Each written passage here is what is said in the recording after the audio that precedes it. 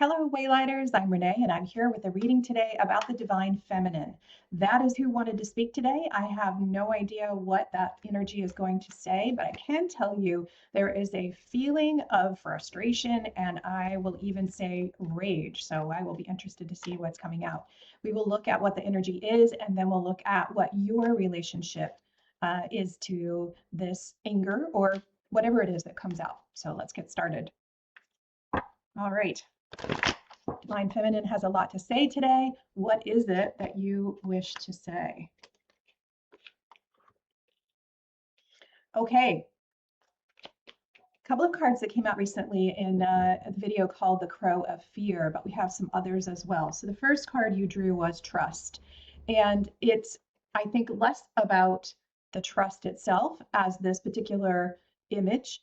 To me, this is about individuating, and I'll tell you why. We have a couple of reasons. We have this little duckling that is outside, outside of the nest here, and we also have this energy here of a feminine figure in an egg. So the part of us is incubating, part of us is thinking about coming out, and we are individuating in some way. I've been feeling this for some time, that the collective energy of the divine feminine is looking to individuate as it really comes to terms with being able to see the patterns that have been holding it back. And I'm going to say patriarchy, but I just want to be very clear, I don't mean all men. We're really talking about this internal energy within us. We all have feminine and masculine energies. So this is about how they're in relationship with each other and how those get reflected in the outer world. So in our cultures, in our environments, and then on through to our families and even our workplaces, the context that we're within every day. It's interesting that my clock just started striking the hour because I think that it is a time, a particular moment in time. So let's see what else is going on. In the past, we've had fear, and that has been one of the main functions of patriarchy. One of the main mechanisms, I should say, of it is that there's a fear of rejection, and that rejection is not just emotional, but has really physical and material consequences to it as well. There's an imposition of dominance that is, that I hate to use the word weaponized, so let's just say mechanized through fear. And it's also fear of, will we be left out in the cold? Will we be the little duckling that is the ugly duckling that does not have a home and does not have a place in the nest? And it may be that you have been one of the many exiles that have been trying to find your home and find your flock, your group, your collective for much of your life. There is peace coming in. So this is the dream. This is what is possible. I love the image of the stars around her head. It's almost as though she is casting those around her head in a halo, but larger than only her head. She's encompassing part of her body as well, pulling those from the atmosphere where we see that beautiful pink and gold night and silver night, that crescent moon. That is actually the last part. That's interesting that it is the last part of the moon before it goes dark, before there is a new beginning, suggesting that we can be in a moment where we know that this is coming. There is a new dawn coming and a new cycle of the moon coming, but first we'll have to go through more of the dark of the moon to get there. It will come to fruition. She has a mask on, notice.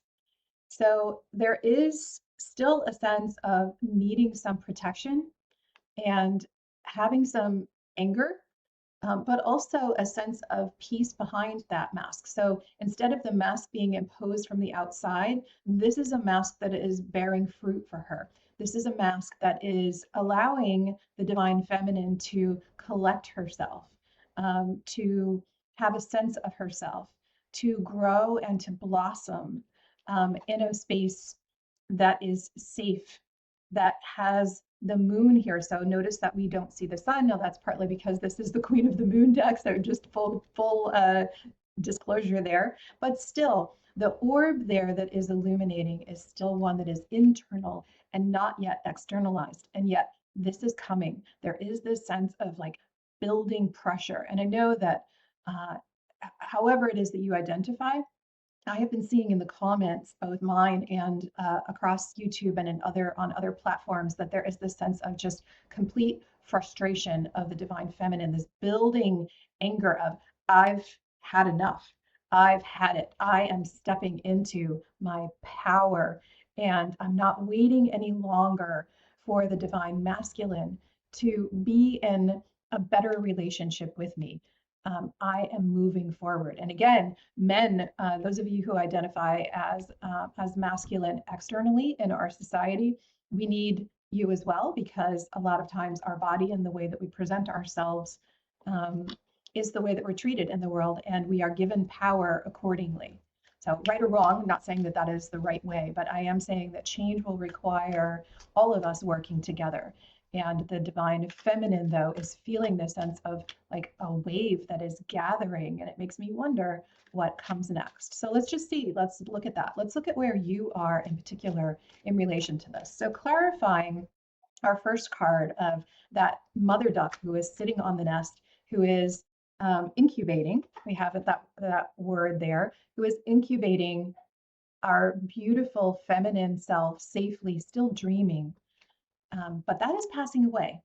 That is passing away in favor of a conscious thought process that can bear fruit, that can move into, is ready to move into the outer world. So, what is it that wants to clarify that?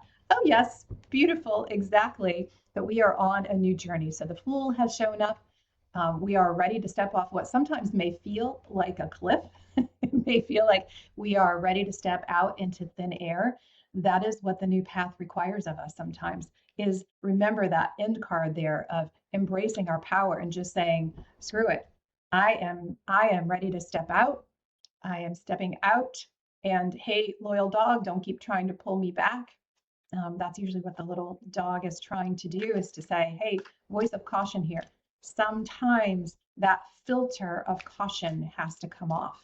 So a new journey, the incubation period is passing away, and the move forward is coming.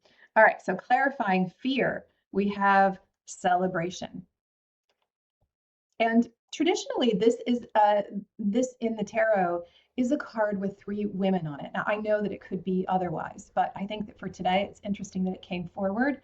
So out of fear and all of these crows of fear is this coming celebration, because we are moving past them. Notice that the cage is open in that, and there is no longer a bird in the cage.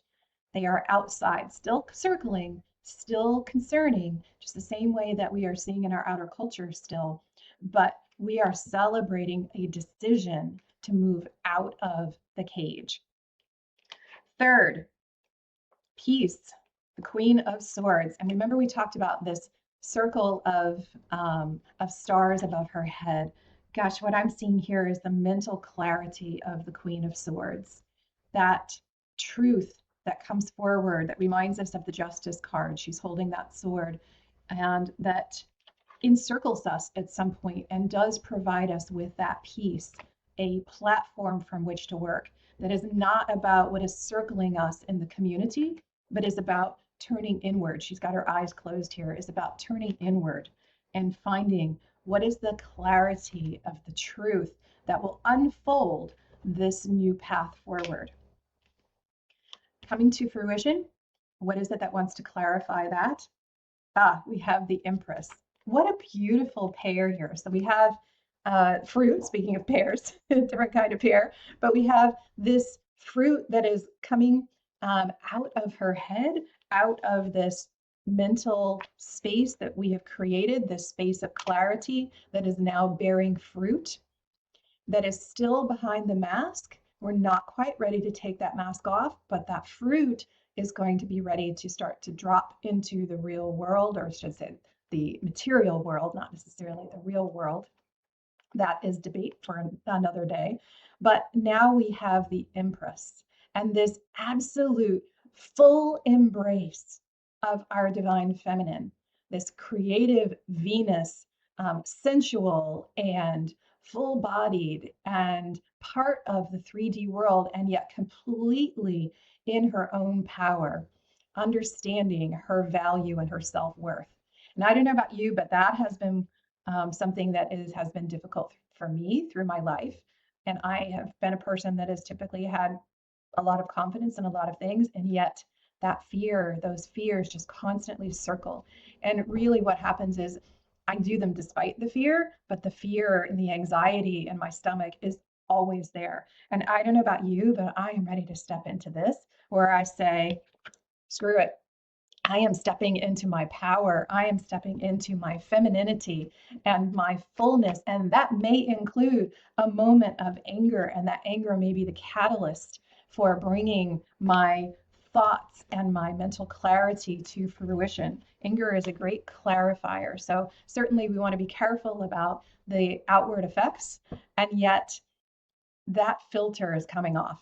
I really think that is what the final mask is there, is how long we're going to filter it. So we should definitely take a breath and make sure that what we say is what we want to say. You know, there's that sometimes when you write a comment, your first comment on YouTube, it'll say, this will be visible by the entire community. Are you sure you want to say this?